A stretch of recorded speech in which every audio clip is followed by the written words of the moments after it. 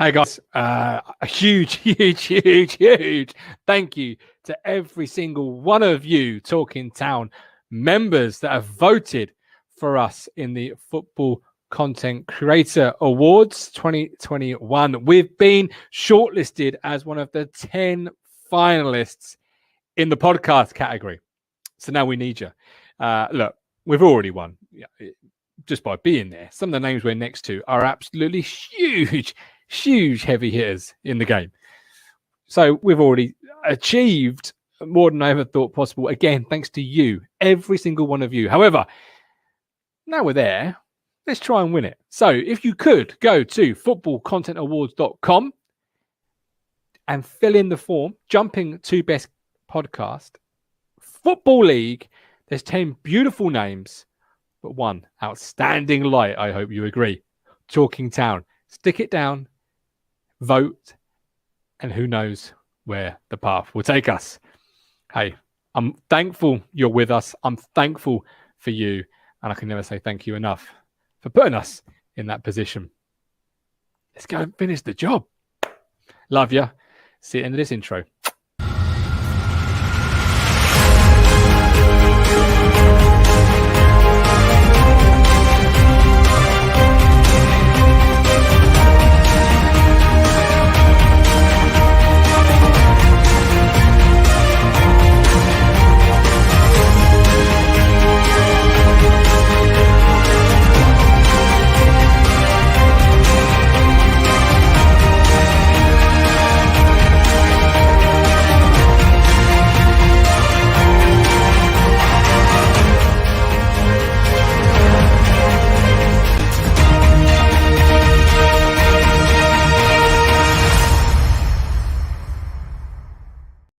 Hello again, my friends, and you are my friends. Let me just crack this beautiful bottle of away day beers open. Brazil's best. I'm celebrating, as I said at the start of the show there, just for being on that list. I never thought when I started this platform that's where it'd be. But it's all thanks to you guys and girls. So thank you ever so much. I will be having that throughout the course of this evening. If you've not yet had one of those, they're fine beers from away days. Right. Loads of comments coming in. Lots to get through this. We've got the fantasy football update. Got the fearsome prediction league. Dan Barnard's Claydon are mentioned this week. We've got the King Kally Bisla. We've got new boy on the block, Mark Dan with us. And of course, we're kicking things off with Kieran Stanley from the Ipswich Town women's team to give us a roundup of what went down this weekend. Goals and points. That's the two things that they have become famously associated with the ladies' side. And we'll preview what's coming up for them, I believe, tomorrow away and next weekend. First of all, let's get a few comments before I bring Kieran in. We've got Matt Stannard in the room. Welcome in, Matt.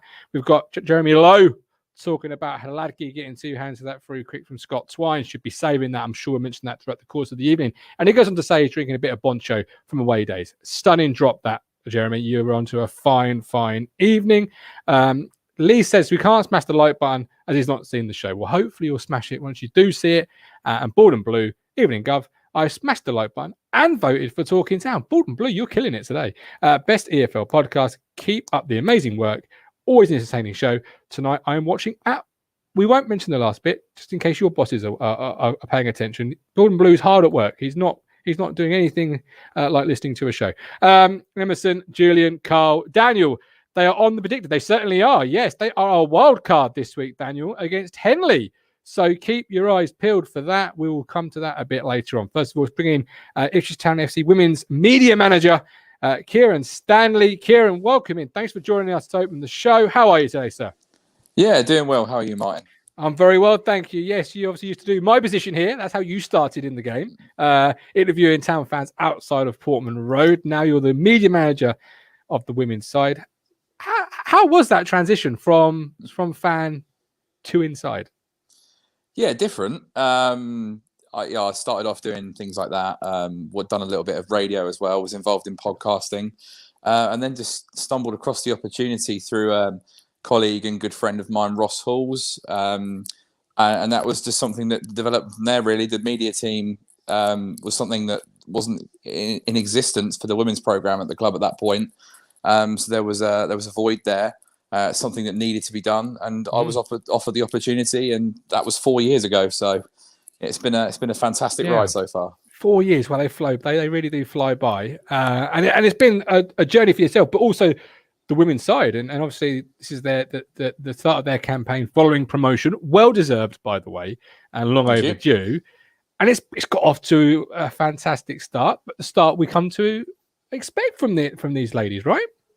Yeah, I think looking at last week's game against Hounslow, I think we went into that game as heavy favourites. I mean, they're a side that's struggled massively at this level for a long time. And, you know, I think COVID has kind of saved their bacon a little bit. I think had we had not had 2 disrupted seasons, I think they'd have been probably playing in the 4th tier by now. So we went into that game full of confidence, and it was one of them where you just had to remain professional and try and win the game. But equally, you know, we know that goal difference could be really important this year. So I think it was quite important for us that we did put a few goals past them, and that was important. But this weekend against Crawley, you know, just gone, it was a completely different game. And I think Joe summed it up perfectly afterwards by saying it's something that we've not necessarily had to do before, where we've had a 1-goal lead and we've really had to grind out a result against a good side. So, you know, valuable experience for us going forward, and a great start to the season all round. Yeah, I actually refreshed the browser when I finished the podcast because I was like 1-0. Has my Twitter crashed? Because not, as you say, you come to expect goals, and 1-0 is something that you've not seen for the ladies in a long time, but it gives them that valuable experience at the level to work from. Blue, the new captain Blue, she scored a phenomenal Lionel Messi type goal at the weekend. Talk us through that goal from your perspective, being there, because watching it back, it's phenomenal. Like I say, yeah, I mean, she's a player that said before that she wished she scored more, and she's often on been this quite show she has, yes, she's been self-critical quite a lot about how she doesn't contribute with many goals, but she's so valuable to the team in so many ways. And you know, she picked the ball up from Tash in midfield, and when she skipped past a couple of players, I was like, go on, Blue, go on, you got this. And then I kind of expected her to pass because sort of having watched Blue for a couple of years, I thought she's just going to lay this off now. I think Sophie Peskett broke free on the right, and she just kept going and going. And it gets to the point we think, go on, then have a go. And lo and behold, she did. And what a goal it was. What a goal. We were so buzzing for her. That was an amazing moment. For a player that doesn't score a lot of goals, that's certainly one that she'll remember for a long time. Absolutely. Bittersweet for her, though, sadly. A little bit of an injury, I hear. Is there any sort of update you can give us on Blue? Yeah, unfortunately, she suffered quite a nasty injury to her knee in the second half. Was carried off the pitch and eventually had to be stretchered off. Oh, God. Was taken to hospital for some tests. Now, the tests so far have come back and said that it's not as serious as we first thought. But until she has an MRI, we don't know the extent of the injury. So I can't say too much at this stage because I don't know. But all we can do is just wish Blue the best and keep our fingers crossed and everything crossed that we're going to receive some good news that she's not out long term. But yeah, it was certainly a frightening moment for everyone involved with the club because she's such an influential player. Yeah, new captain. All our thoughts from myself and the platform are with Blue. You mentioned Natasha there a little bit earlier. Got her 100th and 101 goal on opening weekend. That's got to be something that she's been striving for, and maybe it'll free her up a little more to score freely now because it's off her back. Yeah, I think she's addressed it. I think the 99th goal came in December, and then we had a 4-month break, and then only played one more competitive game. So it wasn't really like she's had much opportunity to score that 100th goal. But yeah, I mean, albeit a really scrappy one, at the end of the day, it doesn't matter. I mean, they all count, and I think for her to get that off her back and not have that pressure of knowing that she's on 99 is, you know, I think that's relieved a lot of stress. But yeah, no, great for her to get that. It's an amazing achievement. The first female player in the history of the football club to reach 100 goals. And I saw something today, actually, only 7 players, including her, across obviously men and women, have scored 100 goals for Ipswich Town in the history of the club. So wow, she's in fine company there. So yeah, really, really proud of her. She's done ever so well. She's been an amazing player for this club. And obviously she went and got another one. And yeah, that was a tremendous cross from Maria Boswell. I mean, that was something right out the top drawer. And Tash flung herself at the ball with it, and that's a bit of a bullet header. So yeah, there'll be plenty more goals to come from her, I'm sure of it. A little bit of suspect defending for one of them, but we'll take it any way we can, without a shadow of a doubt. What's up next for the women's side? Then we've got 2 games to look at, really. We'll start the one tomorrow night. Where are they heading tomorrow? And can the faithful follow them? Yeah, so tomorrow we're away at Gillingham. It's an 8 o'clock kickoff at Rochester United Sports Ground. It's a £5 entry for adults. So if anyone local to Kent, and of course anyone anywhere around the country fancies making a midweek trip to Kent, we'd love to see you there. That'll be nice to get a game under the lights. We always do like those, even though it's obviously going to be a bit of a demand for us, having only played yesterday.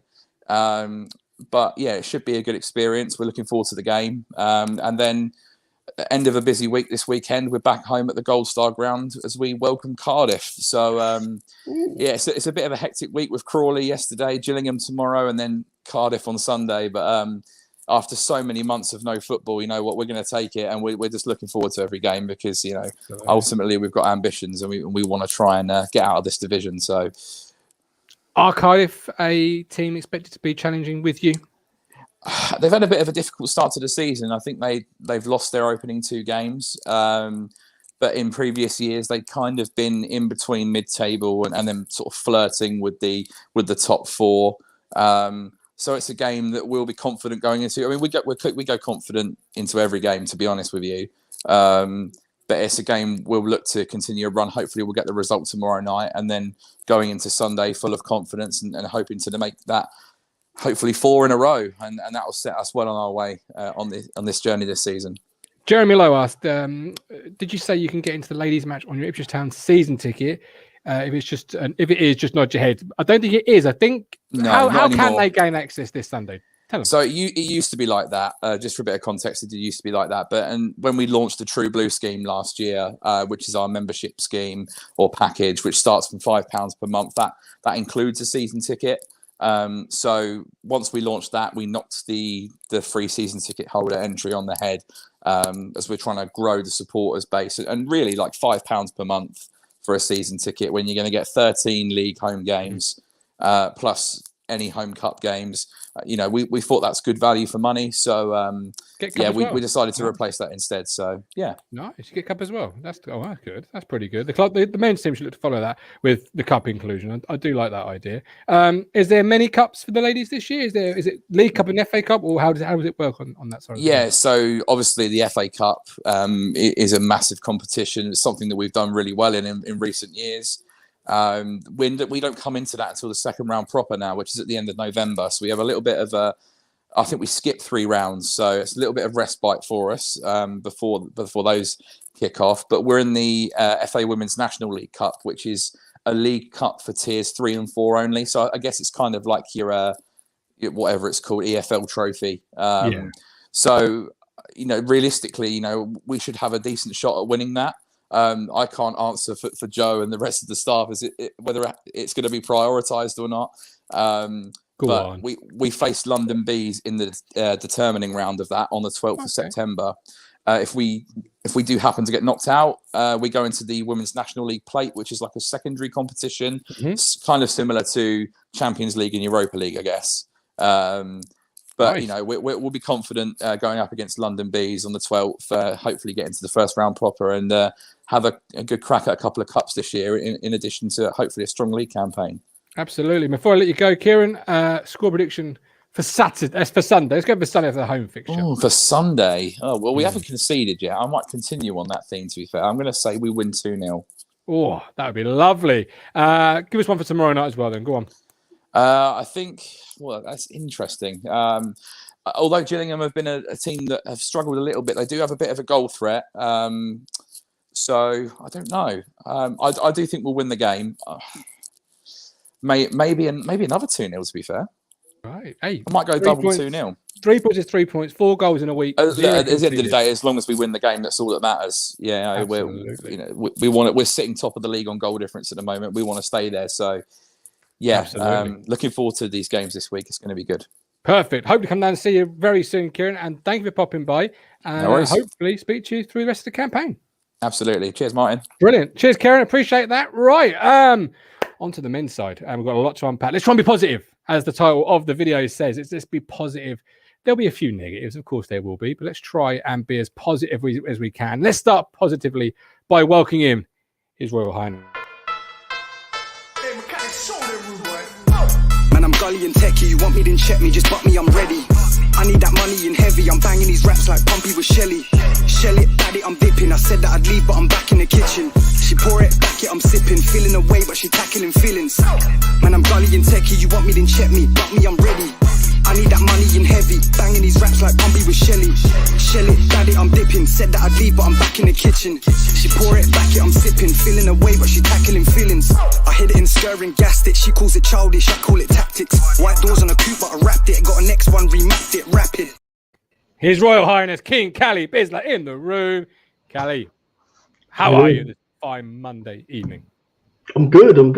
Love Island final on tonight, Got that on record. Oh, you've been watching that, in you? I'll let you off. I like it. It's a good crack. I feel smart. I feel smart watching it. So it's straight, it makes me feel smarter. That's it. Many men, I reckon, probably say they watch it for their partners because the wife or the girlfriend or the partner has it on, and I just have to sit there and watch it. But really, they get quite into it. So it is the final, as you say tonight. Give me what you expect. I ain't got a clue what happens in these things, so I'm not going to try and embarrass myself. But there was two semi-pro footballers in there, right? And one of them played for #United. Right, one come from Sutton United, one come from #. And the lad at #United, Toby, he's the man. So I hope he wins it. Toby, #United, representing football as well.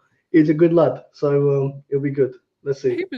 His mate was on the news today. I see. I'm putting it all together now. So how does the Love Island final work then, Cal? Viewers vote for it. So you got 3 couples now. So on the app or whatever, you'll vote to your favorite couple. So you got, as Ryan says there, you got Teddy and Faye. I can't stand Faye. She looks like she's sucking on a lemon the whole time. Sour face, right? She needs a slap anyway, right? But she kicked off with everyone in the villa. Is this a Love Island stream or a football stream? Mate, you don't get a nomination in the best podcast category without being an everything stream, Cal. You really can't. It's good, entertaining telly, right? I like it. It's good little banter. It is quite funny in terms of how thick some of the people can be, and I'm thick as pig shit sometimes. So it's quite funny. It's quite funny to be watching it and thinking, shit. Not even. I ain't saying no, King. I ain't saying no on that one. Right, we are joined by a newbie. Okay. I forgot that George Nunn was on holiday. So come 5 o'clock when I've not had a single WhatsApp message read, I think, I know he was going away. So I look back over the messages and he goes, yeah, I'm camping from Sunday to blah, blah, blah. So I'm like, oh, shit, we've got a couple of hours to go. So I throw it over to the Talking Town family and I say, look, who wants to come on? Just DM me. And this man here was first on the trigger all the way from Ireland, Ipswich. Mark, welcome in, my man. How you doing? Thanks for having me. How are you? Thanks for having me. I'm actually here because of the Love Island final is on, and my family are watching that, and I said I won't be watching that fucking nonsense. And, fucking Love Island. It's for children. Oh, Mark, you've come in and stolen the show already. I absolutely love you for that. Get bloody real, Kally. Whereas Ryan, Mark, he's like Teddy and Faye to win. I've been sucked into it. See, Ryan I'll be honest with you. The kids said, will you watch it last night? So I sat down and watched half an hour of it, and I sat and I went, okay. I was more shocked when they went to bed. The fellas' routine before they got into bed, they washed themselves, fucking shaved their chest and their hair. And I'm like, what the fuck's happened to real men? I'm sorry. Bald and Blue's asking the real questions. Haladki or Holy? Who's everyone's first choice? That's the real questions there, Bald and Blue. Adam Garrett, team is getting bumps off seats better than last year. The boys in the chat are like determined. Let's bring it back round to the Talking Town. Bring it back to the football. But Ryan's not taking it. He's saying it's easy TV. Well, I'll tell you what else is easy, and that's scoring against Ipswich at the moment. We're going to try and be positive through the course of the evening. But I want to pick up on Bald and Blue's first question there. Haladki or Holy? Who's your first choice? Nice and easy. One word, then a sentence answer. Kally, kick us off. Who's your first choice and why? Haladki, because he's not Flappy Bird, and I've seen him catch a cross. So, I know the first couple of games he wasn't really tested, but he's made a few saves over certainly on the weekend, and I think at Cheltenham he made a couple of saves as well. But yeah, he's all right. I think once we've got a better defence, because remember it's our defence as well, which is leaking goals. Every single league goal we've conceded, true, yeah. It's not because someone's jinked past our player or because we've been taken on. It's we've given them the ball. We've fucked up our own opportunities. That's been us. Yeah, it's true. I tell you what, though, Cal, looking at Haladki and his hair, I think Paul Cook needs to borrow some of the gel for the team because he's got a nice, great hair there as Haladki, a man after my own heart. Ipswich, Mark, does his hair and ability win it for you, or is Holy your number one, and why? Well, it's not Holy, definitely not. The new guy, he actually dives, and I'll have to give him that now. He made a few flaps and a few messes, but he actually dives. He doesn't stand there. At least, you know, when they score, at least you see him moving towards it. Holy just stood there and put his hands up, and by the times he got... Now, I feel sorry for the lads, a nice lad and all that stuff. Let's be correct, but it's hard to... are the two of them from the Czech Republic, yeah? Yeah. Yeah, I think they are, yeah. Have either of them, have they met on their way up the ladder for under... I don't believe so, under no. 10s or under... But that level I might have done. That's not on Wikipedia, that sort of knowledge. Yeah, no, I think they did I think they've played at a very, very young youth level together in Czech Republic. But I know I it's don't so think... far down the prep and all that. This is their main time playing looked together. all right. No, I wouldn't have Holy now. I haven't said that. Holy kept a lot of clean sheets last year. The other fella kept a load in League Two, but I think there's a massive jump up from League Two to League One, and even obviously bigger to the Championship. But League Two was, I know we're finding a bit difficult against the also. I still think that Haladki makes those saves, whereas we had another League Two keeper last year in Di Cornell, right? We took him from Northampton, and I've seen a few comments there saying, you know, is this just another Di Cornell? It's not. Like, Cornell wouldn't make those, no disrespect to him, but he wasn't making those saves. His best part of, and okay, he didn't get a lot of opportunities, but his best part was that penalty save where I can't remember who was there. He's called him Boyle or whatever, right? Made his penalty save, but I've never seen him come off his line properly. I've never seen him command the area. Haladki seems to be getting there. I think, and I got to see. I went to meet him after the game anyway, like a few of them, and they were walking past. The man was distraught with the result. You could tell. Because he knows he could have done better on that free kick, right? Yeah. I still think the wall could have done a bit as well and helped him out a little. You know, keeper stays on one side. So old thing, keeper's on this side. My wall's there. My wall should do its job. I didn't see everyone in that wall jump. Yeah. I tell you what, though, when we're talking about a goalie diving, Mark, well, I think the bar's been set quite low over the last couple of years. It's a fucking standard procedure, but I do get what you mean. Lee Brown wants me in goal over Holy, and Lee Brown has met me. And so he knows how mobile I am. That kind of says it all. David from Somerset, welcome in, my man. Surely you've got a cider on the go. If not, get an away day's beer in your life. Joe D, Holy is awful. Joe D, we'd be conceding 3 or 4 if he was in goal. Martin, get a glass for that beer. No, I'm slumming it, Nad. I'm slumming it. I just got to be nominated for podcast awards. Don't mean I can't slum it from time to time, all right? You know, going to be having a beer out of a Where's your coaster and your glass and everything, mate? Oh, I've got a coaster down. You met my wife? I've got a coaster. Don't worry about that. I've got a coaster down. I've got 2. Can't be sleeping it through. James Reed, good evening, Martin and Kally.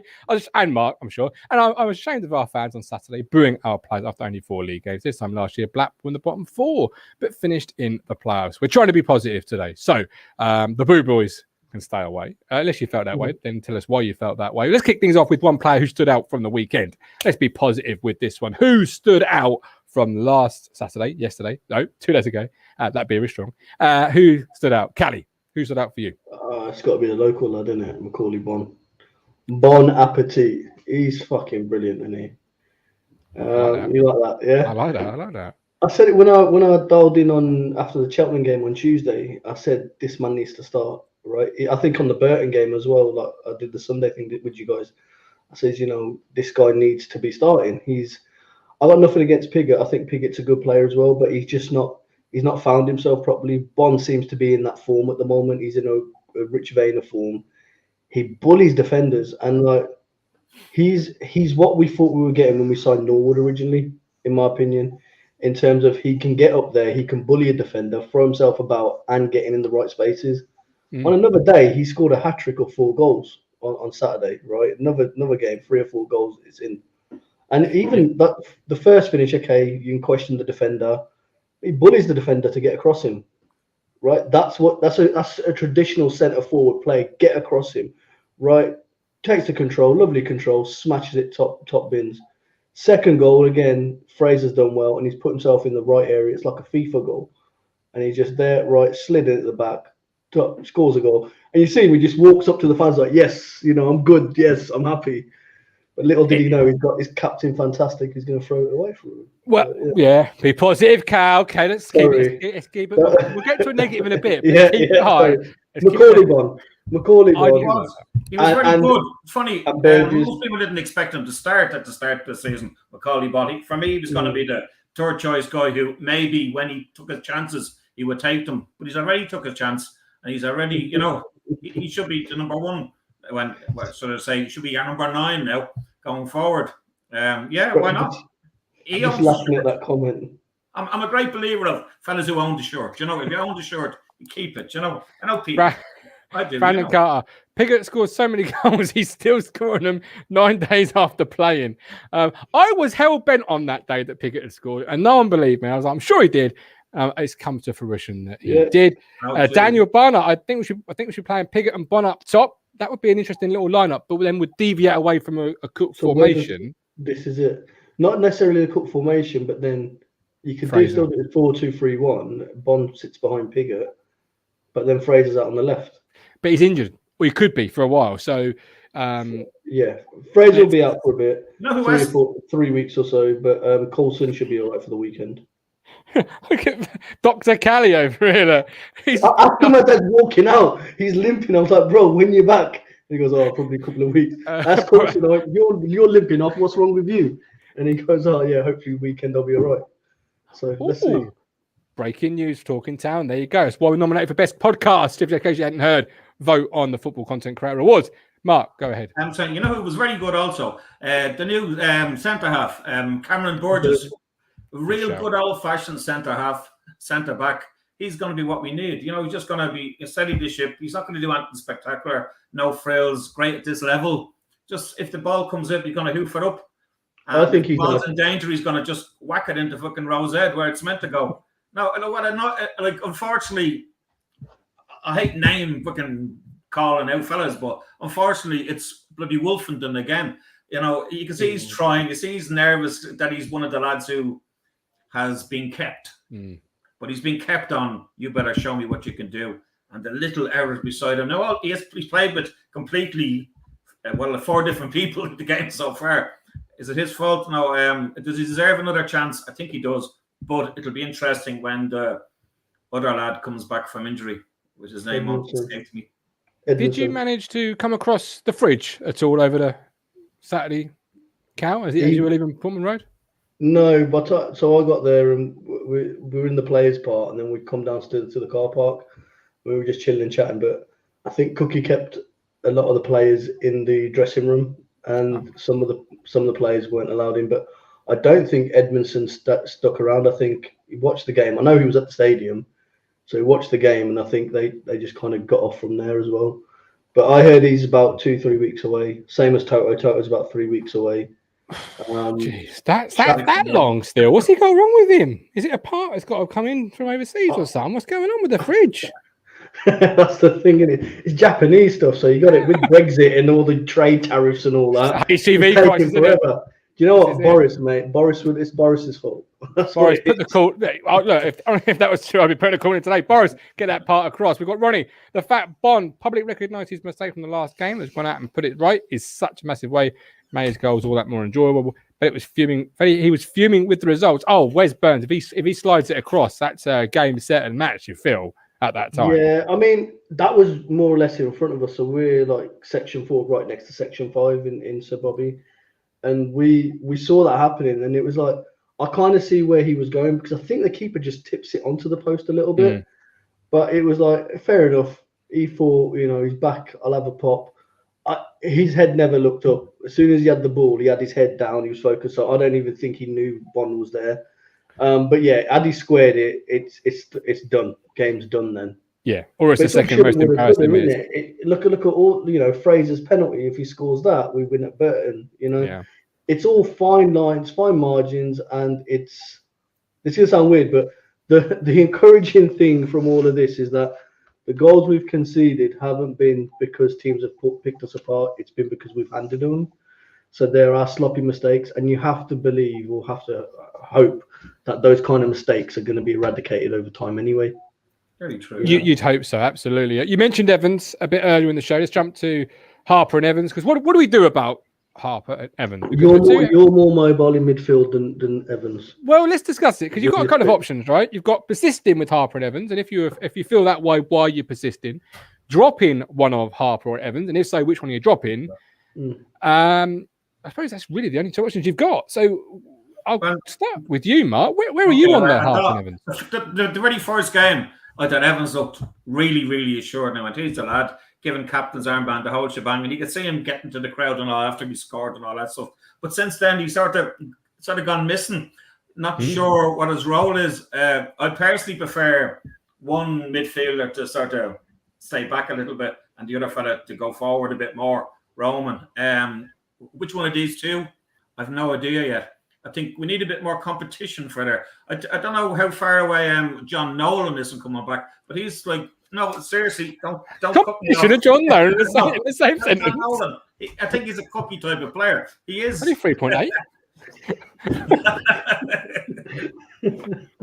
All right. Well, I'll ask for a skip to come back on loan then. All right. You know what I mean? But we need somebody to step in.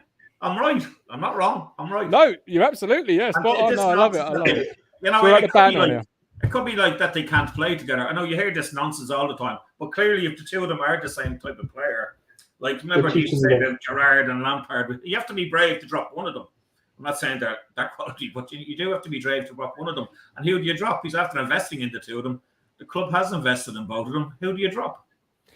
Kally. I've said it. I agree with Mark. The first game, I thought Evans looked okay. I've seen Evans over the years, especially for Wolves. So I've seen him over the years and I've seen what he can do. So my understanding was we were signing that ball-winning midfielder. We were signing that player that's going to break up play, slide in. I've not seen Evans get his socks dirty yet. Even the slide tackle, he made one slide tackle where he gave away a foul. And even then, it was like a half lunge and he was still on his knee. He didn't go to ground properly. Right, so it wasn't there. He doesn't look mobile. I don't know if he's carrying an injury. I don't know what it is, but he looks stiff. Right, he just looks too stiff. He doesn't look comfortable in there. Great range of passing. I absolutely agree. So's Rec. Rec's got a great range of passing. Right, they are too similar. I don't see anyone doing the dirty stuff. I don't see anyone breaking up play. We missed that. All our games, we have missed that. Forget his mistake aside, because he's made a mistake and it's cost us 3 points or whatever. Fine, whatever. Put that to aside. Build up to that before then and everything. We've gone missing. Even that last opportunity where Burgess sticks out a lazy leg and they hit the bar or whatever. Evans and Rec they're found out in the middle of the pitch. Yeah. For me, Raheem is a younger player. He's got a bit more. I think he's got a bit more talent, and I think his range of passing, from what I've seen, is better.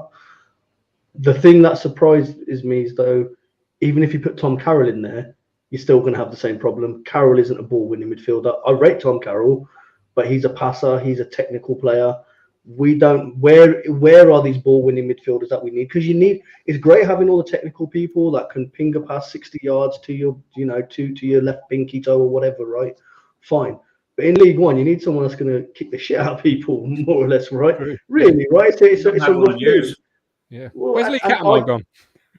Well, I struggle to see any of our midfielders. I struggle to see that. The only two players I can even see in our squad, apart from our defenders, so take your defence out of it, the only players I see in our squad that will actually kick lumps out of people is Norwood and Bon, right? But you need them up top. So where is the midfield balance? That's my question. Lee Evans, I think I would drop him. He doesn't look great, right? I think he needs to be dropped. But dropping for who, though, Kally? Dropping for who? Well, you've only got Tom Carroll then. You're after saying he's the same type of player. This is the problem, but I'm just hoping that Tom Carroll's a bit more switched on, right? And because he looked okay when he come on the weekend, You know, he was doing a bit more. He was sitting a bit deeper, I think. I don't know if that's because I think we ended up going to a 4-3-3 in the second half, towards the second half anyway. It looked as though Carroll was sitting the deeper, that kind of CDM role almost. Yeah, but, he was screening the back four, yeah. But he's not attacking, is he? Even if John Nolan comes back tomorrow, he's never been that player. No, you know, we do miss him. We do miss him, yeah. Not Nolan, right. the player. But Crunch was right though, and I said it before. We are missing a Scouse-esque type of player, right? So forget Scouse last season. Think about Scouse in our first season in League One, where Flynn Downs was brilliant. Why was Flynn Downs so brilliant? Because he had Scouse next to him who was doing the job, right? That allowed Flynn to do what he needed to do. 100%. Right now, it's the same thing here. If we're gonna have Raheem Harper, who looks a fantastic footballer, you need someone that's going to support him. At the moment, you've got Raheem's going to pick the ball up and look to spray past 60 yards. He needs to know that his pal next to him is going to cover behind him. At the moment, his pal next to him wants to do the same thing. So you're doing that, and that does expose our defense. But that's clearly up to 12 Cook, though, yeah, Kally. I think the two of them, somebody in that midfield hasn't been told to either defend or attack. Surely they should be speaking about that already. The 4 or 5 games. It's all this tippy-tappy footballing. That's all great when you're playing your peps and all the rest of it. 100%. But still, one of them should have been told by now to be the defensive one. One of them should be told by now. I haven't even seen. I mean, how Lee Evans has got so many yellow cards, I don't know, because I don't know how he gets them. Because late tackles, being quite out of position. I think he's running in mud. So is he carrying an injury? I said that yesterday. I think that's. It looks the way he moves.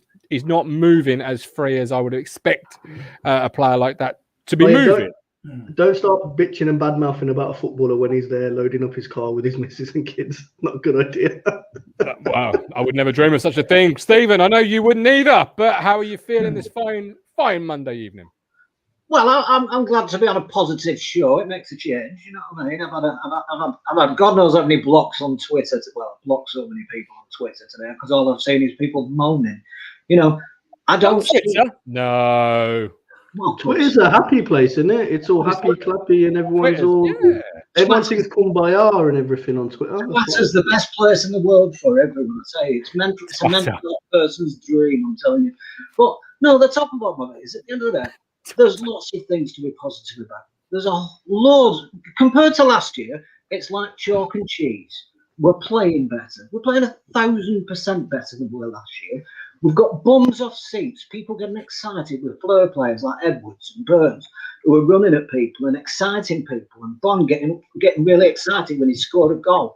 You know, there's so much, and all we're focusing on is mistakes, which will be ironed out in time. You know, as I said before, Man City is not the juggernaut it is now. When they were first taken over, it took a long time to get it going. It took a long time to turn that sinking old ship in Main Road, to where it is now. It took 20 bloody years. We've had 4 weeks. Come on, let's have a bit of positivity. You know, we can all turn around and say that Edwards and Evans and Harper's the wrong person. Harper goes missing at times. You know, Edwards is a bit. I think they're all finding the thing. Quite frankly, I think Evans might be better if the captain was took off him. I think that might be hindering him a bit. You know, maybe he's not a captain. He ain't a captain. I ain't seen nothing in 4 games to say he's a skipper, right? I've seen more from Burgess in a couple of games. I've seen Burgess come out of midfield, come out of defence, and go talking to Evans in midfield. Now, if that's what someone has to do, is go and talk to your captain, then he doesn't need to be captain. The defender can go and just do it himself. You know, if he's going out to tell his captain something X, Y, and Z, then that guy should be captain. Because the captain should be going back to his defender and saying, I want you to do X, Y, and Z. So there's obviously something wrong. You know, this is all nurturing. It's all getting used to stuff. Same as the mistakes. The players are getting used to each other. They don't know which players someone's going to run, which direction of what they're going to do. It's all up in the air, quite frankly. And we did have the owners on, and they did say to us, this is going to be a slow process. This build was not guaranteed promotion this year. Everyone's saying we're going to get promotion this year, but they never promised us promotion this year. No. Yes, they did. Yes, they did, Stephen. Bakai, come on this show. Barkay Bakai come on this show and said, I watched it. He said they won promotion this year. And he said, and what did he say if we fail? Positive. What did he listen, Stephen? He said, if we fail, it's on me. Yeah, that's what he said.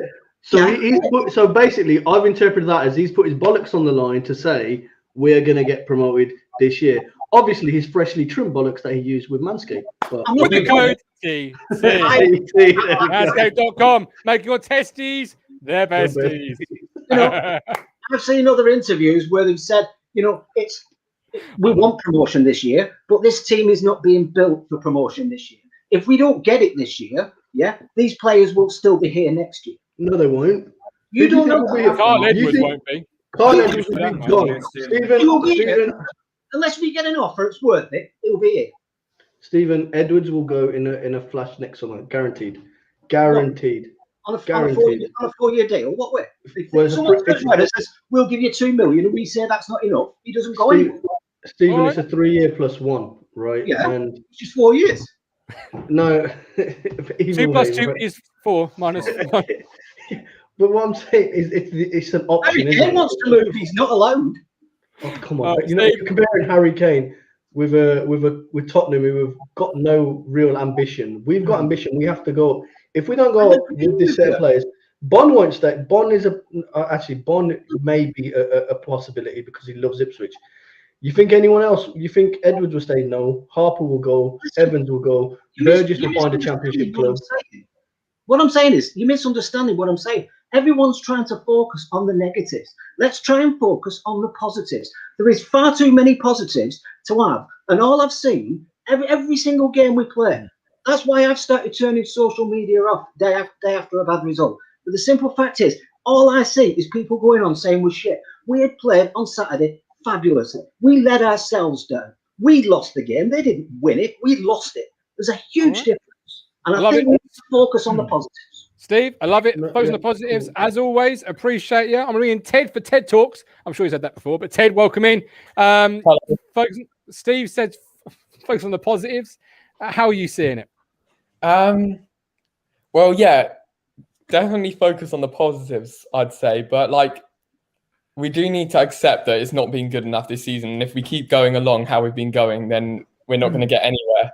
And I think the biggest thing that we can change is the individual errors, obviously, and that's the thing that's going to get us to the top. But I still don't see us playing this amazing brand of football that I think's being raved about a little bit too much. I'd say a little bit, because I personally think MK Dons were the better footballing side on Saturday, but they haven't had the money that we've spent. But maybe they didn't create the chances. But yeah, that's just how I see it. Yeah, so do you not think they were playing much better though? Sorry, do you not think they were playing much better though? They're just saying, where's the? I think we're playing a million times better than the drivel we had to watch last year. Personally, we're scoring more goals. We're attacking. Cow shit. We're attacking for the first time in fucking 2 seasons. Yeah, and it looks like we sort of have a bit of a plan. Probably like I said, I'm not worried one iota. I'm just very, very disappointed. So what's the positives then, Ted? You said there's positives. So what are the positives for you? Keep it upbeat. Edwards, definitely a big positive. The way he moves with the ball, you can just tell he just is class. Bon, to be fair, when Bon first signed, I thought maybe he was a bit average because he didn't really prove it in the championship. But to be fair, he's really impressed me, especially the last game, and just the way he as you were saying earlier, just bullies defenders. Yeah, he's a great player, really good player. I'm surprised you are a little bit that he's been as good as he has been as early. He's proven his quality, that he's a championship quality player, and that's coming through. And it's 4 games. There were question marks. He's come down to resurrect his career. Which is nice. And for once, you can probably see, Ted, that actually we've got a player here on loan. And it's quite a nice position to be in, that you think, if we do all right, and he does all right, we could probably have him back permanently, because we're no longer, shopping in the Poundland last chance saloon. If Bond scores 25 goals, that don't rule him out of our Yeah, unless he gets like injured or something or score and just doesn't score any more goals, I'd definitely see him signing. Whether possibly not if we don't go up, but if we go up, I don't think I think the chances of him not signing are very low. Yeah, absolutely. All right. Earlier part of the show, we asked the question. Before I let you go, I'll ask you again. Haladki or Holy this Saturday? Who are you going for? Haladki, definitely. Yeah, Haladki. But I thought he was going to be. I thought he was going to be so much better than he has been. To be honest, and that free kick is terrible. Like, if you can't watch that and just say that is terrible, then I don't know, because like the way he just flaps it and doesn't help. Like, I don't think there's many people who couldn't have held on to it like he fumbled it the other day. Yeah, I think he's gone to catch it rather than push it away. I think that was the problem. If he'd gone to push it, away, maybe he's pushed it away, because he's gone to catch it. Like you said, Teddy, he's fumbled it a little. Yeah, absolutely. Gold and blue. Remember, the football season is a marathon, not a sprint. It's not Easter. Nobody gets promoted in August or even December. Although if you started really well, you probably could. You have to be up there in April and May. Didn't we start very well last season and the season before? Yeah, but the difference was we were playing dog. We were playing dog dirt, and we just knew it would burst. We just knew it. And that's the positives, like people have said in the chat, and Ted said as well, is the performances. Apart from the Newport game, I've seen all the games this season. Right, been to all of them, and I think, you got to be in here. Maybe at Newport. That's ultras, man. I went driving down the A14 2.5 bloody hours for Newport County. I draw the line at that one, right? Funnily enough, it took Crunch 2.5 hours to get home. Yeah, he lives at Newmarket. Our problem really is, though, individual errors have cost us. Now, every bloody team in the country are saying the same thing, but you can't start telling me that our players are worse than Morecambe's and Newport's and Cheltenham's. There's no way that they're better than us. They just aren't. No, they're not. Don't start me. I mean, let's face it. Cheltenham, Mark, is the new Drenham for me. It's the new trigger word. Don't be going there again. We're scoring goals for fun now. Next minute you'll be buying them back. What? That Cheltenham, I'm sorry, right, but that Cheltenham game, particularly the last 15 minutes of that game, Cheltenham were bossing the game, right? they bossed the shit out of players, though, Kally.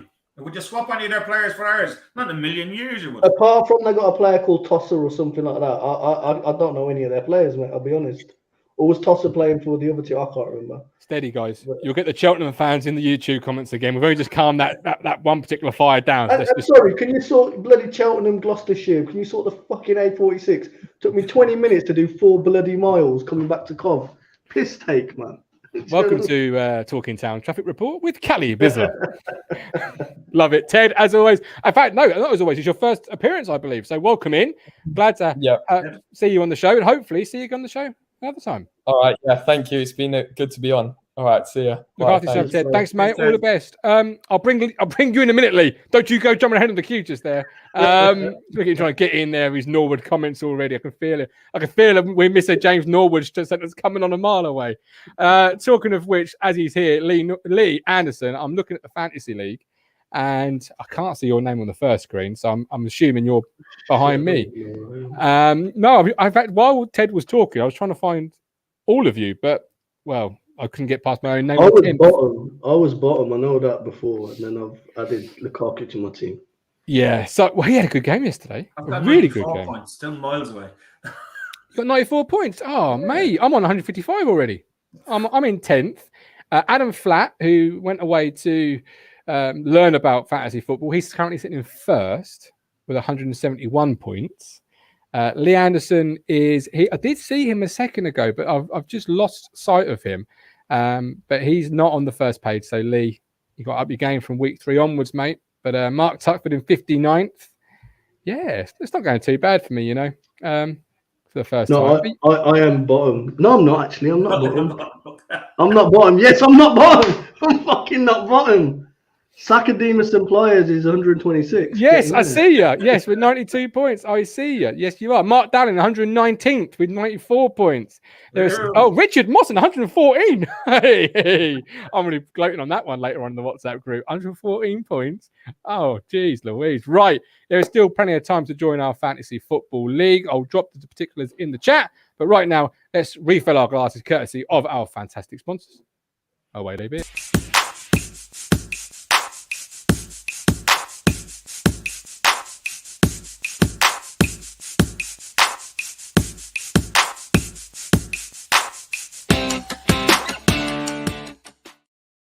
There's something dodgy about that Adam Flack leading it, you know. There's something just not sitting right. Like it's almost he's gone away for 40 days. He's found the algorithm. He's hacked the shit out of it, right?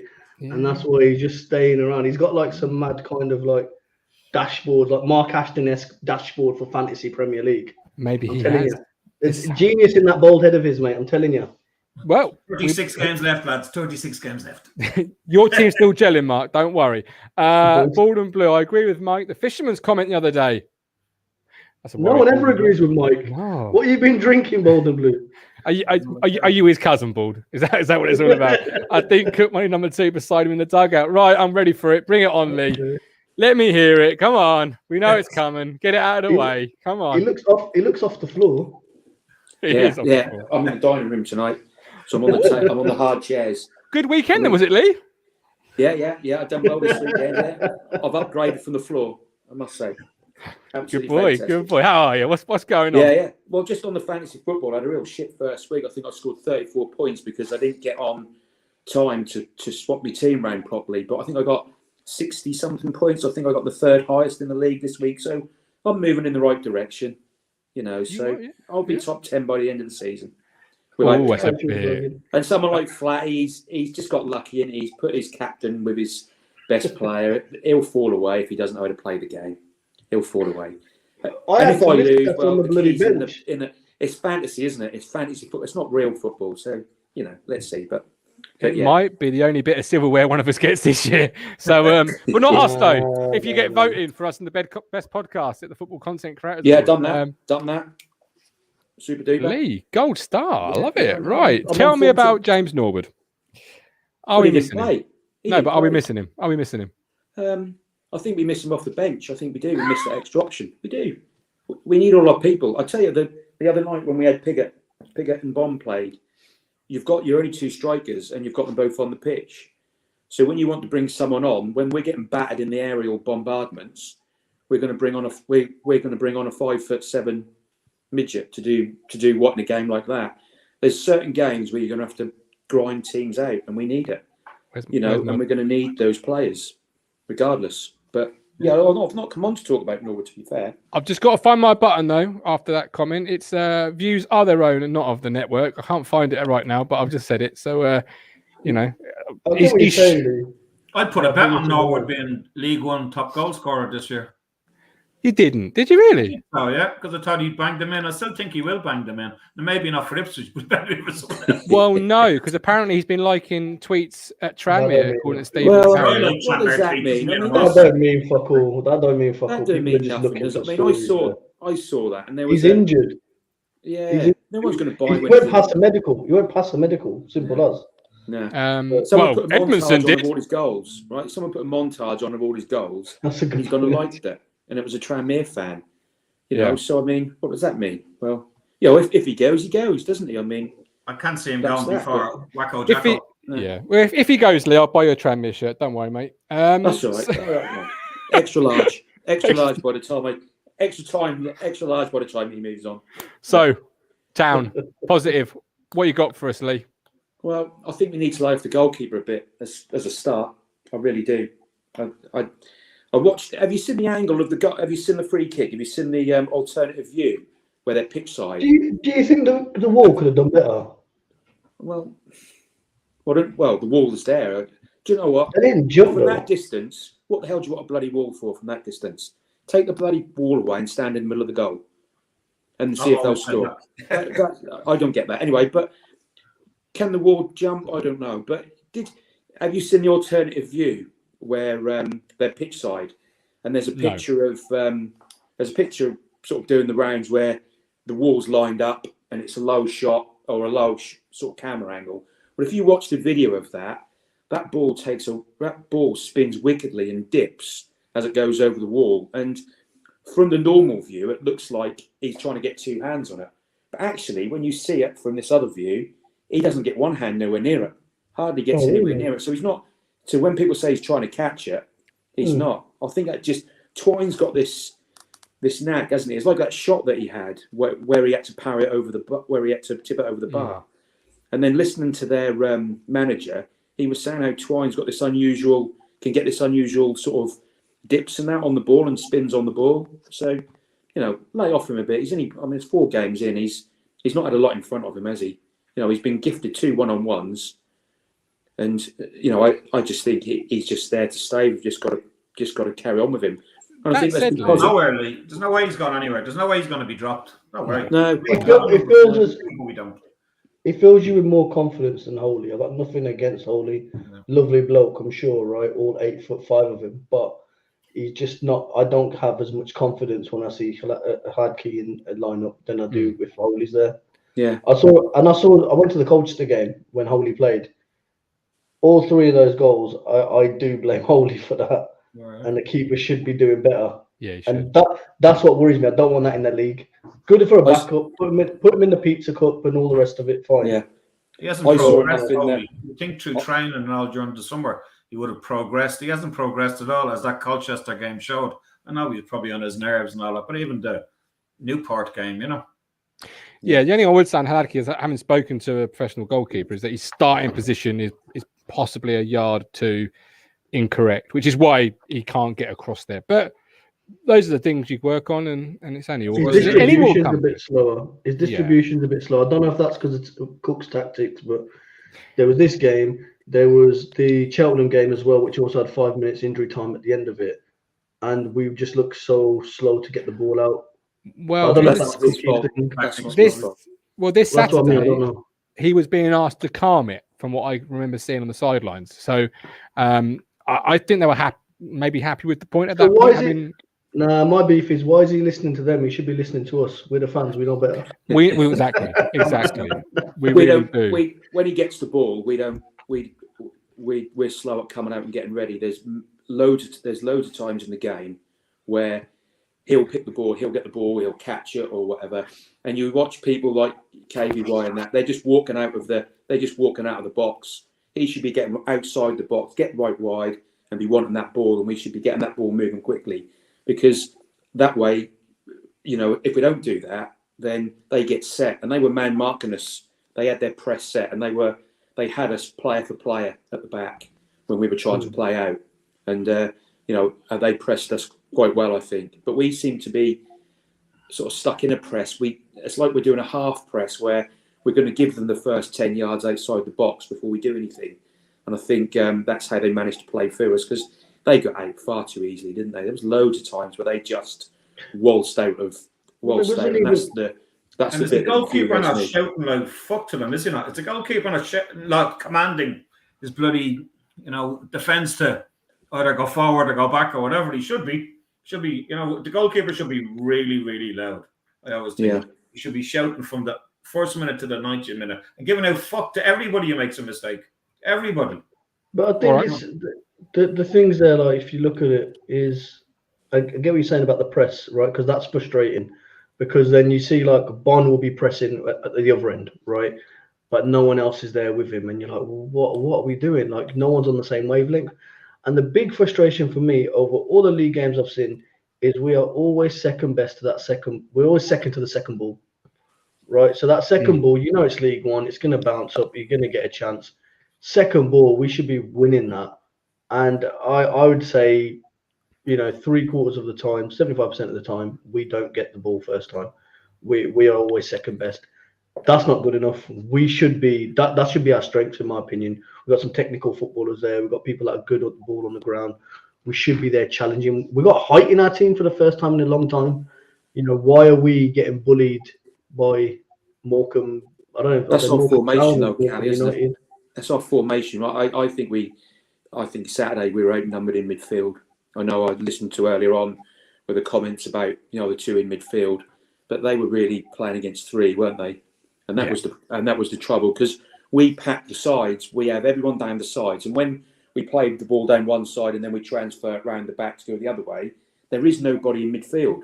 We've got like 4 down one wing, 2 down the other, 4 down one side, 4 down the other, and the two centre backs or whatever in the middle, and that's the way that we're trying to play. And if we don't get it through, then we get picked off in the middle, and we get counter-attacked quite easily. But Cook's going to stick to that. And I thought Saturday, I was royally entertained. I thought it was a great atmosphere. It was a great game to watch. they came and played. I mean, I was on here a couple of weeks ago saying teams are going to shut up shop against us and we're going to have some right crap games. We're going to see a lot worse, turgid games than that, and we're going to probably win.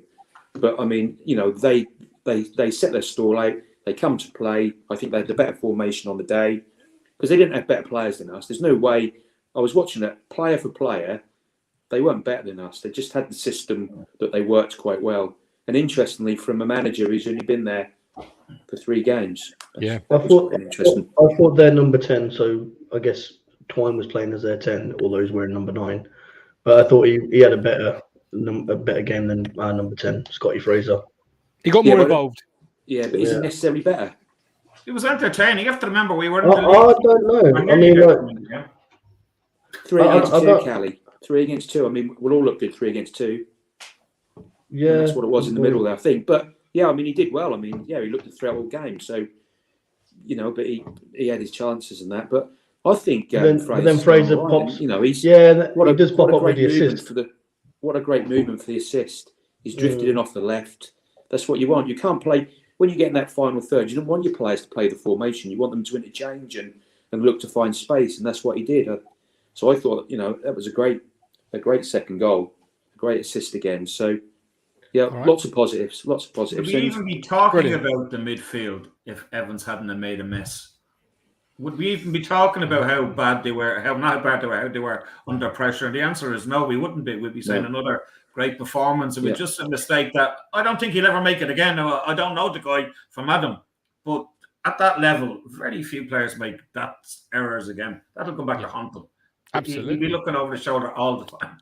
Yeah, you hope he'll react. You hope he'll react like how Bond reacted to his sitter, right? He will. Bond's reacted to that. Hopefully this is the kick up the backside. Because like I said, I saw Evans after the game and you could see he was upset. His whole family's there. So his missus there, kids are there. They're watching the game. They've seen their dad royally screw up or whatever.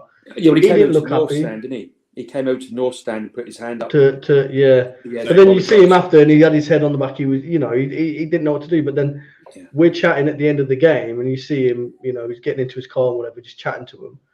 And he looked, you know, him and Hladky looked particularly hurt. I think because they knew that both of the goals they could have done better possibly. So Hladky is just like you're saying, safe to him, like, yeah, chin up, big man or whatever. And he's just like head down. He was a bit annoyed or whatever. And same with Evans, except I was talking about how he's not that mobile. And then that's great, Kally. I'm standing outside his fucking car. But isn't that good the way they are feeling like that? Because last year the lads didn't give a shit. Well, last year we were losing, and they're pally with the opposition players, and it's like, whatever, we've got a wage. I don't really care. And this is 4 games in, and it's like cookies. Whether Cook's drilled it to him, I know certainly the owners have talked about, you know, drilling the philosophy of what they want and putting it all on the line, you know, because it comes from the pension fund of firefighters who do a lot, put their lives on the line, so they expect, you know, an element of that. Not necessarily putting your life on the line on the pitch, but almost, yeah, you know, having the game, not pedestrian. And I'll agree with what Lee says there about Saturday and the other games has been a lot better. There has been improvements. It is night and day between last season. You know, we couldn't score a goal for 10 hours or something of football. And even the games we were winning 1-0, when we was winning 1-0 against Gillingham, when Drennan slide tackles a goal into the back of the net, you're scoring these things and getting these goals, but you knew it was a matter of time before the wheels fall off. Here, we're doing it the other way. It's like it's 100%. A matter of time before we start clicking. And guess what? Guess what though? The big thing, we're still undefeated at home, guys. Yes, you're positive, mate. Just love it, Lee. I love you as always. Cheers, guys. Look after yourself. Take care. Mark, finish that point before I bring in. I was going to say, the big problem, we're doing great. I'm not cook out in any way, shape, or form, but we've lost points against teams who I feel won't be taking points off the top half when they play them. Like we've lost ground already on our so-called other challengers. So which means, unfortunately, and I can't emphasize this enough. Now, it's not doomsday or none of that, but when we play the likes of Sunderland and say, I don't know, Portsmouth and Sheffield Wednesday, they have turned out to be, I'm not saying must-win games, but I am, if you know what I mean. We must win them because at the moment we're 7 points behind Sunderland. If if they were to beat us on Saturday, suppose we were to play Sunderland on Saturday and they beat us, it would have been 10 points. And you can't get those points back. In League One, for me, a draw is as good as a loss if you're going for automatic promotion, which we are. I know everyone's laughing at that, but I just think we have to. No, we are. Now, I'm not worried. I do think we will get loads of points on the board and loads of more goals. And I think someone's going to get hammered, and I think it's this weekend. Go on, sorry. I know what you're saying, and I don't think you want to be playing catch up too early because I know what Lambert said about being the hunter and not the hunted, or being the hunted, not the hunted. Whatever he said, whichever way you got around. But he played for a big club. I think it's sorry, just to pick that point up as well. That really pissed me off because it was Lambert saying he liked to be the underdog, but he played for big clubs because he knows about big club mentality. Like, shut up, you prick. That's what I wanted to say to him. But he's gone. Anyways. I do just have to quickly say that views are their own. I'm not off the network. I'll bring the goat in. Colin, you've waited incredibly patiently. I will ask you one thing before you tell us what you're going to tell us. You're a big non-league fan. Have you been keeping track of Bury Town scores over the last couple of weeks? Yeah, they won 1-0 on Saturday in the FA Cup. I believe they lost 2-1, was it, in the first league game against a pretty good Grey side apparently, but got through in the FA Cup on Saturday, so that was really good for the town, So I don't know who they've got in the next round. I don't know whether it's been drawn today or not. I'm not absolutely sure, but hope they get a good home draw against somebody like Stowmarket. It'd be good. Yeah, who also won. I ask you because our wild card, it's not Bury, but our wild card game this week in the Prediction League is, that's not the wild card, mine, is Henley versus Claydon in the SIL, which is Dan Barnard's Claydon. If you had to put your money where your mouth is, Mr. Colin Plum, and tell me a winner between those two sides, Henley versus Claydon, who would you go for? And by what score? Well, Beans, I now know absolutely zilch about the SIL. In fact, Ian, my oldest son, used to play the SIL for Old Newton. Did he really? Yes, he did. Yeah, very, very good player. Ian was. Yeah, he played for Old Newton. Yeah,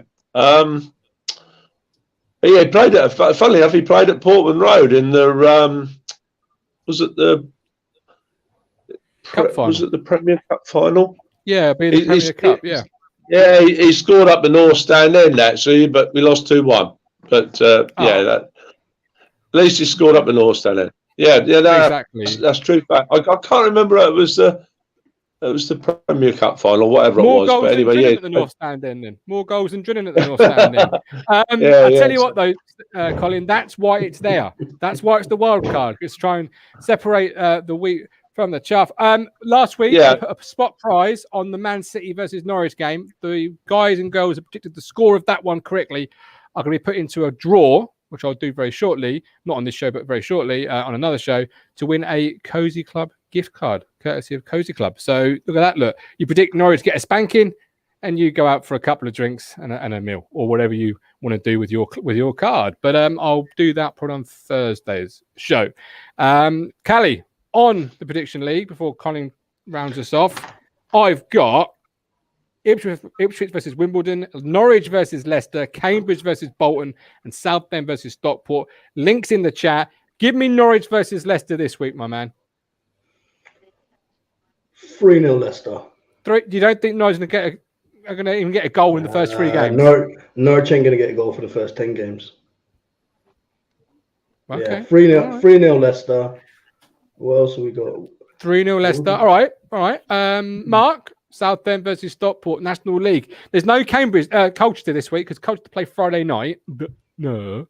It has to be 2-0 to Southend versus Stockport. I know nothing about this fixture. I just go 2-0. That's my experience. In my experience, Mark, we never ever bet with Southend. They've been poor the last couple of years. But there are your games for this week's Prediction League. The one that really matters, though, is obviously Ipswich Town. And there might be a spot prize on that game this week. I don't know, because Ipswich, so far, Kally and the guys, have really let people down. Because, as you imagine, they've gone for a town win, and it's just not come through for them. It's got to change eventually. Colin, we're keeping positive. You've been listening to the guys and the girls and all sorts this evening. What are you saying? Yeah, I think, one thing I'd like to start off by saying is how upset, I suppose I was to hear, people booing after this short, time of the season.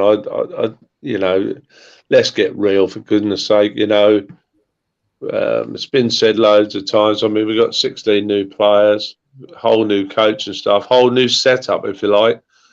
Come on, let's just start being a little bit more, like we said once or twice already, let's just start being a little bit more patient. This is going to take, like I said the other week, this is going to take till the end of September, possibly the middle of October, for us to get this right and, to settle the nerves and get the little partnerships together. Especially like Burgess, who Kally was absolutely spot on. How he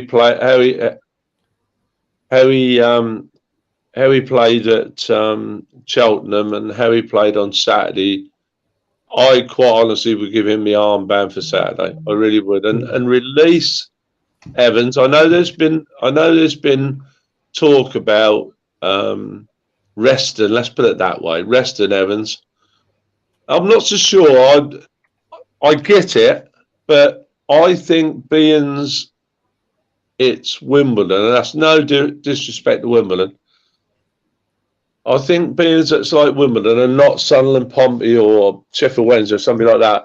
I think maybe, and I do repeat the word maybe, I think I'd probably go again with more or less the same side, obviously apart from Fraser and possibly Coulson, obviously. But the team, let's put it another way, the team that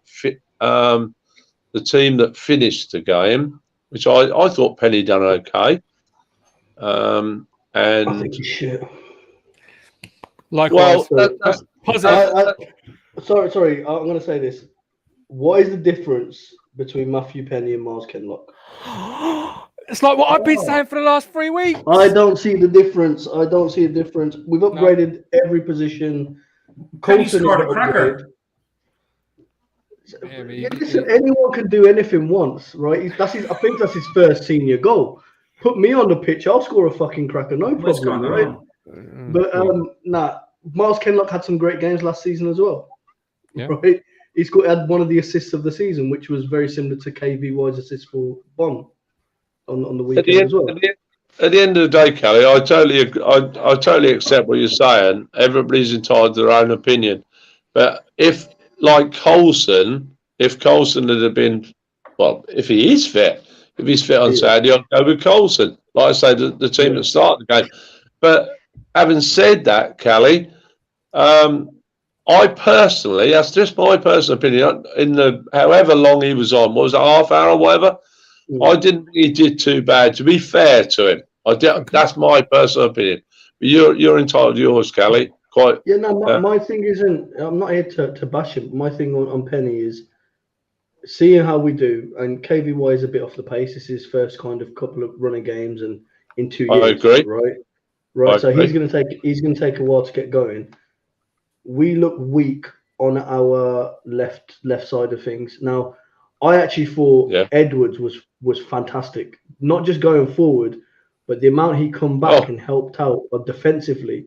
I thought this is really good. I was loving that link up between Coulson and Edwards. I'm like, this is their first game together. Couldn't agree more. That's what we need. When Penny was there was not that communication. And I know Penny did I think he played the ball actually to Fraser, and then Fraser finds Bond at the back post, didn't he? So, credit where it's due. But I don't see him. I think he's a great left wing back. We don't play wing backs. We're playing left backs. The defensive side for Matthew Penny leaves a lot to be desired. I don't see him as a defender. Do you know what I mean? I don't see his defensive work. I agree with you, Kally. I certainly don't see him as the left-sided left back, if that's what you want to call him. Long term, he'll certainly start on Saturday if Coulson's not fit. If Coulson's fit, I'd play him all day long. But like I say, the majority of the team that finished the game, obviously minus Fraser, I'd go with them again, because I think that side that finish that game with like Carroll and what have you, I think is more than capable of beating Wimbledon. That's just my opinion. And the longer you play with that 11, the more opportunity it gets to gel, and you get to bed some partnerships together like Harper, like Evans, and maybe Burgess and Wolfenden. Burgess could be a real resurgence for Wolfenden. But also, Mark, I've got to say something else. On the other side of the coin too, not saying it was very good hearing a few boos, for the majority of the game, the atmosphere was very good. And obviously, you know, Kally knows, and so do you, Martin. Obviously, I'm in the north, and for the majority of the game, like Bond said, everybody was getting behind the side, which is exactly what we want to see. We want to be, like the owner said, like Ashton said, Mr. Ashton said, like the chairman said, you know, we've got to be, and we absolutely have. We've got to be in this together. Yeah. You know, because we're 2 points. If we start, you know, ridiculing everything and having a go at him and having a go at him and having a go at Cook, we'll only be on 3 points on Saturday night. You know, let's get right behind them like we have done the first couple of home games. Let's get them blooming 3 points on that board and get the snowball rolling, like I said, Saturday. Because I honestly believe with the squad that we've got, and after a period of time where we gel, people keep using that word, but it's true. We've got a lovely, like I said to Rich today, and Rich said to me, we've got a lovely week now in front of us. We've got no midweek games. We can go up Bentley or Playford Road, and we can work on things all week long, or up till say Friday morning, whatever it is. And Saturday we should be hitting that ground running, in my opinion, after a great week's training. You know, totally, and let's get them 3 points on the board, and I think after that, I think we'll see a bounce. I really believe that, Kally, Mark, and Martin. I like how you call him Mr. Ashton as well, knowing he's got your letter on his desk. You know, it's Mr. Ashton. No, if you're watching Mr. Ashton, I should have asked him about your letter. I forgot. If you're watching Mr. Ashton, I should have asked him. Martin, I always call him Mr. Ashton and Mr. O'Leary out of respect, because I think I'm winding you up. I'm winding you up. I know you are, man, and I love you. But I'll tell you what, I think those two gentlemen and those owners have done marvellous for our football club. And we mustn't forget Mr. Sheeran either. Because I'll tell you something, without those gentlemen, we quite honestly, right now, right at this minute, would be nowhere. Nowhere. But we are somewhere now, and let's go on from it. Do you think we'll see Ed Sheeran play Saturday? New signing, yet to make his debut, even on the bench? Oh, I'd have him on the bench, mate. Playing ahead of Jackson. The way the left back positions go. Instead of Jackson, yeah, all day long, Mark. Yeah, all day long. Yeah. Right. Thank you. Also, Martin, I've just got to say, and I must say this, I did hear a little rumour. Well, it wasn't a rumour. It was one. I saw somebody at the bottom of the North Stand at half time on Saturday who was on the coach, the one that was going wrong. And I heard from that gentleman that it was due apparently to some person or persons vaping in a toilet. So my deepest apologies go to the coach company.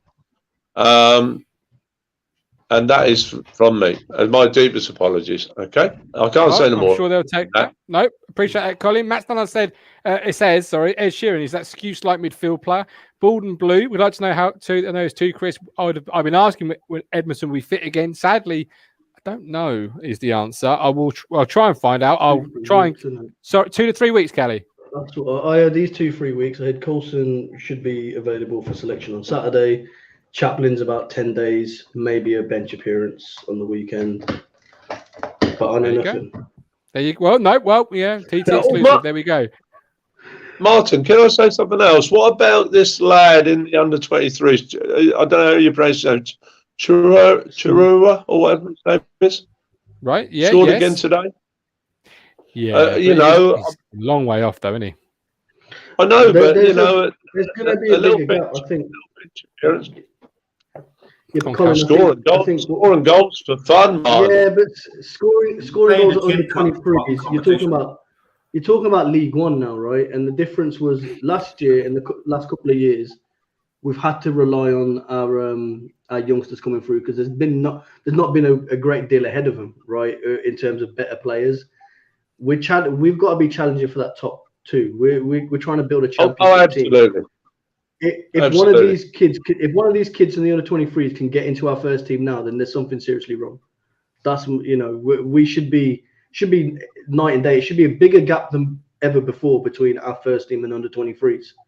You know, look at, no disrespect, like if a left winger's trying to come through before, you know, like we had your Dobras, your El Mizzi, well, he's not a winger, but say your Dobras or your Jack Lancasters, quality players that come through the academy.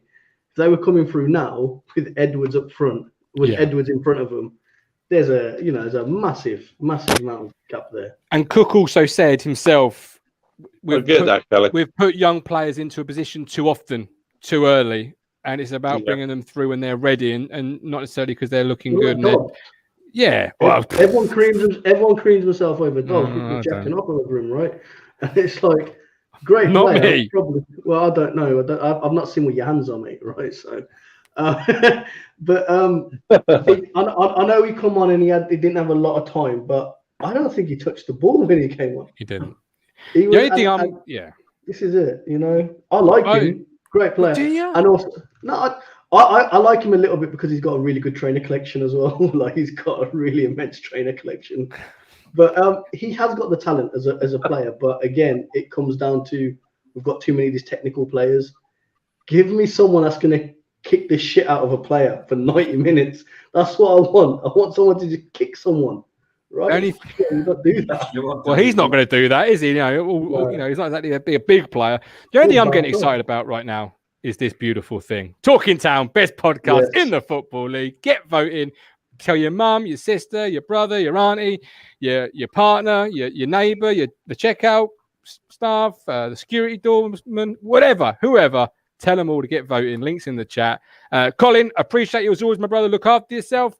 Mark, you've got yourself through a debut performance. How have you found the time?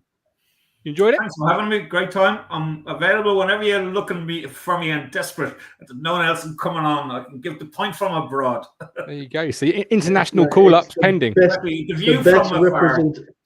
Well, this is the best representation of Ipswich from the Irish side since Matty Ollie. Thank you very much, sir. And hopefully I'll be over now. I've got a couple of games penciled in before Christmas. I'm just trying to get the work sorted. We'll make sure you let us. I want to Sunderland away. I'm going to that game. That's a definite. Sunderland away. I'll go. No, I've got a mate who's a Sunderland fan, so we tend to go to those games every year. Well, if you're going, your drinks are on you. I'll be up there by lunchtime. Do me a favour, bring us a proper Guinness. I'll be there the day before. Bring a proper Guinness. Right, I just want to say one thing, right, and it's kind of relevant to what you were saying about the podcast award, right? So obviously, great platform. I'm not going to blow too much smoke up your ass, right? Enough people will do that on Twitter for you anyway, right? Oh God, just a little bit. Well, we all know it's a community platform. As someone that lives out of the county, you know, I'm in the West Midlands, sunny West Midlands. Like Mark is over in sunny Dublin, right? It's hard to talk Ipswich and stuff with folks. So things like this, yes, you got social media, but things like this, I've met so many people through, like, at the games through this that have said, oh, I see you on Talking Town, or, you know, Matt Stannard, he just popped up there. I was there at the Burton game with him. You know, I didn't get to see him at Cheltenham. You've had Andrew Harrison, who's another chap from the Black Countries from Dudley, right? He's got, you know, he actually born and bred in Dudley, no affiliation with Ipswich. He just followed him when Paul Cooper, who used to be from Brightly Hill, from that area, he signed for Ipswich. He's like, I'll follow that team. And he's done it ever since, right? When I was leaving the players area on Saturday, I was going back to my car. I think you saw you guys. And there was two chaps I saw. And one of I've got to get the names. So it's Ed and Chris Goodchild. So big them up. So big up to them, man, if they're watching, right? They were in the box celebrating. So I think Ed is the son, Chris is the dad. And it was Chris's dad or Ed's granddad's 70th. So they had a box for the game. Happy birthday. Really enjoyed it. But they knew my name. Certainly Ed did, because of this platform. And they were like, oh, you're Kally, right? Yeah, we watch Talking Town. We love it and all the rest of it. people want to hear us rant, fine. But it is one of those, like the I forget the girl's name now. There was a lady who joined the pre-match show on Saturday for the first time, right? And I think she correctly predicted, she was like, I want it to be 2-1, but it'll probably end up being 2-2. It's a real community feel. And I know there's lemons, there's always going to be haters and all the rest of it. Bottom line is, people ain't offending anyone here. We're all talking about Ipswich. Yes, there's a bit of colourful language, mostly when me or Crunch are on there, right? But most of it, it's a show that brings me closer to my football club, right? It makes me love my football club a bit more.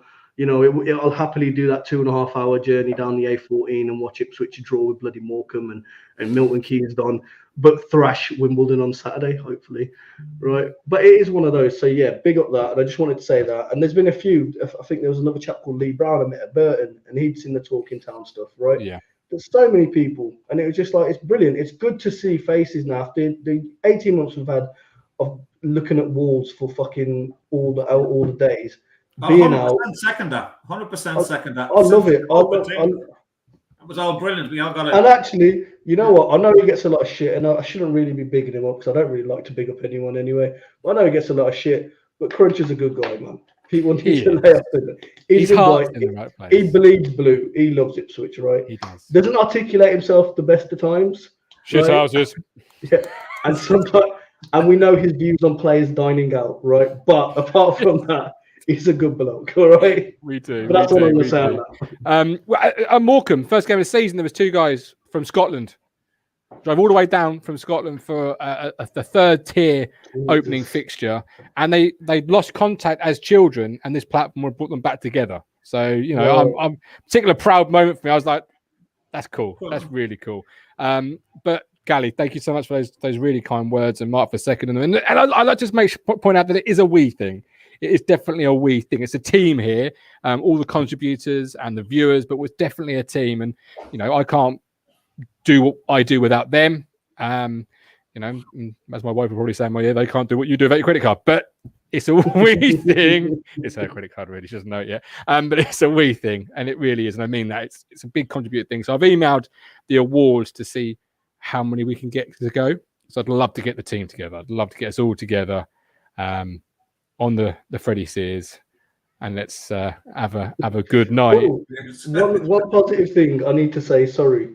Right, so I ordered this shirt and I got shit about it on the first game of the season because I didn't have an Ipswich shirt on. Right, do you remember I was wearing that PSG jacket and right? I kept fuck it, it was hideous. Me, right? Yeah, so I ordered the away top. Right, you can see it there, but it had marks on it. So I was like, oh right, I didn't pay the extra because you know, like if you want to customize it, it's another 12 quid or whatever. If you want the standard player's name, it's the same price. If you want to customize it, it's another 12 quid. It takes it to 60 quid or whatever. And yeah, I've got the vouchers and all the rest of it. But they made a bit of a cock up. So big up, I think I can't remember last name, but her name's Louise. She's the manager at Planet Blue. Mm-hmm. Very kindly sorted it out for me and added this beauty free of charge on the back.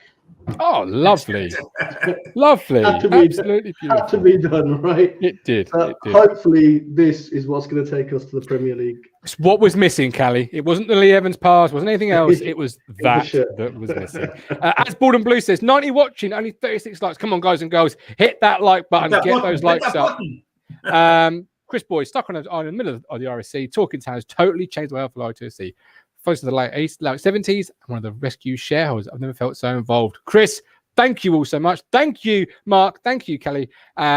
Get voting, get following, join the conversation on Twitter. And until Thursday, a whole 2 days without TT content. I'm going to go mad. I've got to talk to the wife. But until Thursday, 8:30, with love, with care. We're on a journey, looking back on the things that we've taken for granted, but feels like we're learning to be better without what's been holding us back now. Let's move closer to a new history, find out what we can be together. Take my hand and we will conquer the world. This is our final chance. 'Cause one day we'll be looking back at this. We were in a big mess together. But we who's right from wrong. We found the strength to go on together.